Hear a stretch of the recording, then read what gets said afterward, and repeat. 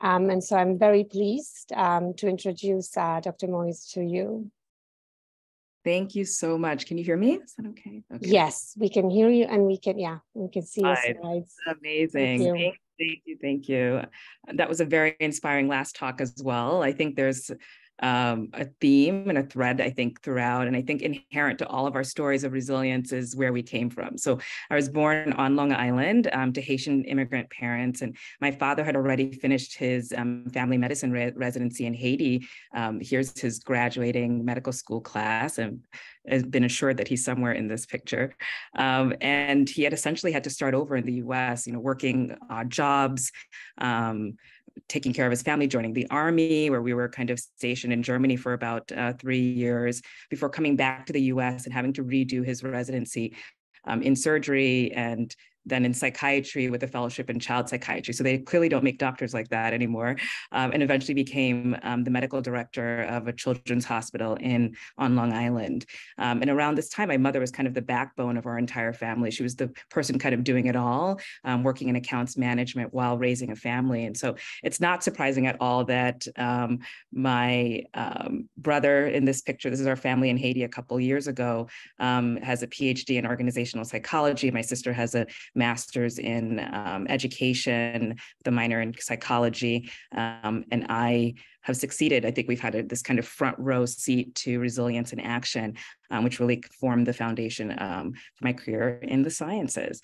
So given all of this success, my parents and my grandparents, our house was really this kind of hub for our community. A lot of people were coming in and out. It was this kind of warm cocoon. And I lived in a mostly all-white neighborhood and went to an all-white school right across the street. So there were very, very high expectations, obviously, from my parents. We couldn't really complain about having to walk across the street to school. So I worked extremely hard. I excelled. And I still, I don't remember any kind of tangible or overt acts of discrimination at all, but I always did feel like an outsider. And I still remember my 8th grade graduation. One of my classmates came up to me and she's like, when you first came to the school, and mind you, I was about 5 years old when I first came to that school. She's like, my parents told me not to speak to you, like to not even go near you. And so I kind of smiled politely, and this has kind of been my theme for my career. But I still recall kind of not being very surprised by this, but I think it was kind of my first lesson in reading a room, reading the politics, reading what's not being said, which I think has really served me well in academia. So with that under my belt, I arrived at Princeton. And, it was a very hard transition kind of acclimating. I went to an all-girls Catholic school, so it was very easy to kind of speak up, to excel. And now it was kind of in male-dominated science classes. At the same time, Princeton was actually one of the most diverse places I'd actually ever seen, and which is, I think, a testament to how bad Long Island was, where I grew up. And it was during that time that I kind of took advantage of all of the opportunities afforded to me. For my thesis, we have a mandatory thesis at Princeton, and psychology students often just do a survey. And but I was I'd taken an economics class. I was very interested in decision making, and this is kind of before the advent of behavioral economics. And I did a randomized controlled trial comparing kind of negative and positively framed messaging and applying kind of a community angle to this, to the kind of losses and gains messaging amongst African-American women, with the goal of improving the uptake of breast cancer screening behaviors. And so this ended up winning a lot of awards at graduation, but I think it was the first time that I realized that I loved asking questions. I love testing hypotheses. I love kind of the individual behavior change area. And then, after this, I went on to Sinai for medical school, and I continued my kind of research trajectory. I was very interested and drawn to research. I worked in Mexico, doing some qualitative work for barriers for passing sugar taxes on sugary beverages. And this is around the time that Mexico was going through an obesity epidemic. And also went to Kenya, again, taking advantage of all the opportunities that medical school afforded in terms of paying for all of these research trips, and worked in Kenya for a couple of months doing field work, looking at barriers to systems systems level interventions of, a more of an economic approach to providing healthcare in rural Kenya. And so again, this all solidified to me that I loved impact-driven research and impact-driven work. So when I arrived at Columbia, I was trying to, as a child of a child psychiatrist, I was intent on paving my own way. So I went into internal medicine as opposed to psychiatry, and went on to complete my general medicine fellowship as well at Columbia University. And it was around this time that I kind of started hearing a lot about, I got my master's in epidemiology. I was trained in the Center for Behavioral Cardiovascular Health, where I found like-minded individuals doing behavioral and team science as well. And to me, the field of implementation science really bridged these two worlds. It allowed me to really think about systems and multi-level approaches to improving the uptake of evidence-based medicine. So the field really emerged to this 17-year odyssey between research findings and impact on clinical care. And around that time, this was 7 or 8 years ago. It was nowhere near as popular as it is right now. And I was part of the first cohort of NHLBI's research and RISE here, as you can see a picture, research and implementation science for equity.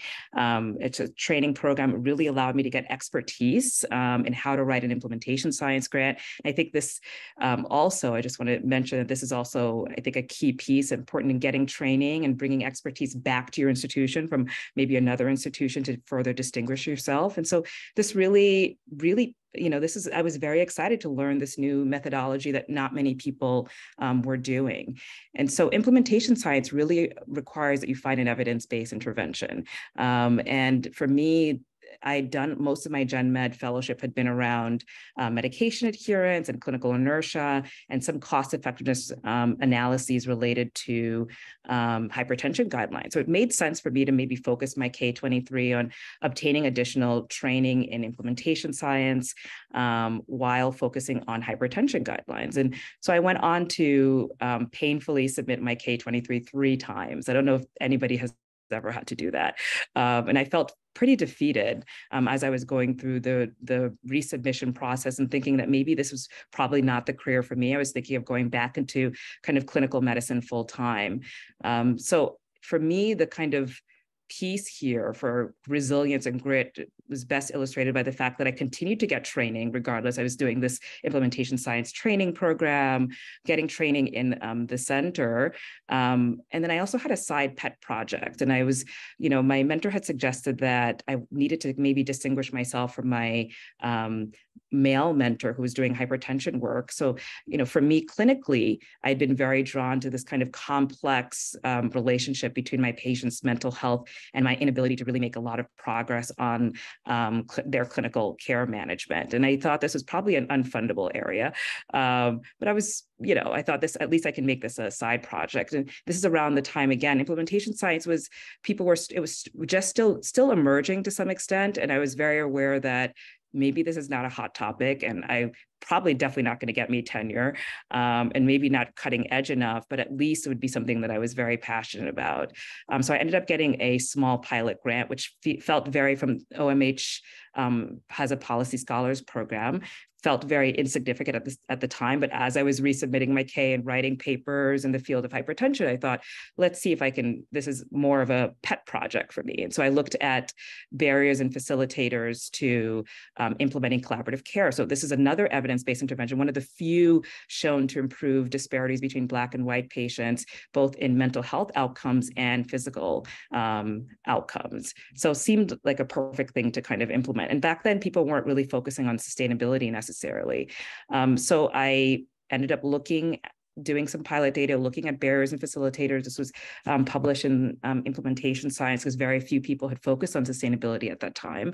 And people were also trying to understand, how do you design the optimal implementation strategy to target those barriers? So I was really starting at a time when the methods around designing implementation strategies were still kind of emerging.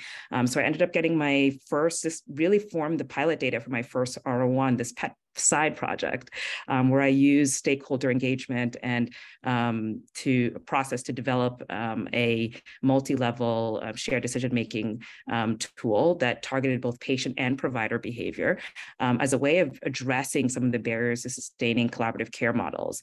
And this grant was very very easy for me to write. I think I wrote it in a couple of weeks. I was excited. I was passionate. I was passing it around. And I wrote one for primary care and the other in cardiology, where there's even much more to lose here, where a relationship between depression and recurrent cardiovascular disease events. And these patients are even less likely to be treated for their mental health. And so I designed more of an effectiveness implementation trial looking to see whether or not a similar tool that addressed resources, but also addressed some of the behavioral activation. It was much more of a mechanistic grant, would improve depressive symptoms and implementation outcomes at the same time. So this little grant or little pet project of mine that, the data is finally coming in, COVID-19, et cetera, and I could talk about that later. They form the basis for other, collaborations with the state, where I've been doing economic evaluations of these models, and then form the basis of this entire lab for me. And I've been able to get other grants in this area, really dedicated to kind of developing mechanistically driven behavioral health interventions. So as part of this lab, I've been working on a lot of implementation science methods, and chaired an American Heart Association scientific statement on using implementation science to achieve health equity, and then a lot of work on infusing behavioral sciences into sustainability research, which I'm hoping will form the basis of how people do sustainability and implementation science research. And so the triple aims of this lab have been our continued focus on policy work, which I think has been the thread for my entire career. The research, in terms, I'm very interested in advancing methods, using my research, done a ton of consultations on implementation science because it's now very, very popular. And I've done a lot of teaching and mentorship, which I think has been my favorite part of everything that I've been able to do. And so I didn't just go off into the sunset with my 3 R01s and everything. This is, I think, where the actually incredibly hard work started. So key to my resilience, I think, has been first taking a growth mindset to making mistakes as a young PI.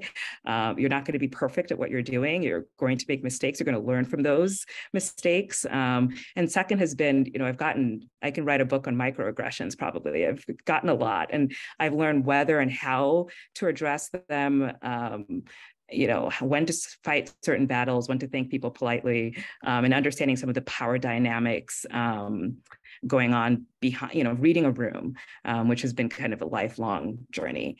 And then the other piece has been team science. I think, a lot of people, I know not everybody wants or can have children, but I think it's essential if you do, to have people who overlap and can cover for you, have a team who's doing enough work that they can cover for you if you're unavailable. And so in Gen Med and CPCH, I've had a team of phenomenal colleagues and an admin team who've really helped me get a lot of the work done. And so finding the right manager who's a growth mindset, who's detail oriented here, who's Jennifer and Andrea, one of our assistant professors as well, where you can have these conversations about how difficult it is to kind of navigate being a woman in science. I've been very intentional in constructing a team of mentors who are extremely politically savvy outside of your healthcare system, who can kind of give you advice. I've had a lot of male allies in GIM and CPCH, Ian, Don, and Graham, who have helped me say no on my behalf when people have a lot more power than I do and are asking me to do things. And then peer mentors like Kai and Mara, who you can kind of bounce ideas off of. And then finally, I think for me, the true value has been in building my own tribe, not just finding my own tribe. Our manager has been very attuned to building a cohesive unit. And this often involves, as you can see here, investing in your team with your personal funds, perhaps. We have pictures where we're out for drinks, we're golfing on a Wednesday, coordinator-led team building retreats. One of our coordinators definitely did the right thing when she had us do a Haitian cooking class, for example, a couple months ago, all organized around addressing burnout, reducing burnout. And I think I try to model to my team of being very respectful of our hours, not working nights, not working weekends if we can get away from it. So just the kind of life-work balance. And I'm still kind of relatively new in my career, I think, but I think it's been really a privilege to be able to build something from the ground up. And, I actually gave grand rounds at Stony Brook where my father trained just last year, my parents were in the audience, and it was just like this huge thing. And for me, I think it really honed in that resilience is not really about us necessarily. It's kind of about the people who came before us and paving the way for people who come after us. So thank you very much.